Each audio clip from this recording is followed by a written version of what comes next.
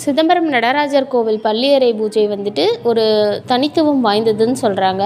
ஏன் அப்படின்னா, பள்ளியறை பூஜை அப்படின்னாலே பொதுவாக கோவில் ஈஸ்வரன் கோவில் சாத்துற நேரம் வந்து சிவபெருமானை பல்லக்கில் தூக்கிட்டு வந்து தாயார்கிட்ட சேர்த்தி வச்சுட்டு போவாங்க. அதுதான் பள்ளியறை பூஜை. அதை பார்க்கறதுக்காகவே கோவில் 3:30 வரைக்கும் இருந்து மக்கள் வந்து ஈஸ்வர பகவானை தரிசனம் பண்ணுறாங்க. இப்போ பார்த்தீங்க அப்படின்னா, ஏன் அதை பர்டிகுலராக அந்த டைமிங் இருந்து வெயிட் பண்ணி பார்க்குறாங்க அப்படின்னா, நம்ம எப்பயுமே சிவனோட ஸ்தலத்தில் வந்துட்டு நம்ம ஈஸ்வர பகவானை ஒரு சந்நிதியிலையும் தாயார் இன்னொரு சந்நிதி அப்படி தான் கும்பிடுவோம்.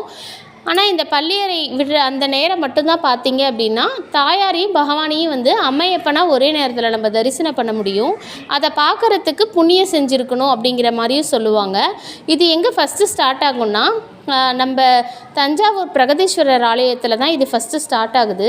அங்கே ஈஸ்வர பகவானை பல்லக்கில் தூக்கிட்டு வந்து தாயார்கிட்ட சேர்த்து வச்ச பிறகு அடுத்த சிவாலயங்கள்லேயும் இந்த வழிபாடு நடக்கும்னு சொல்கிறாங்க.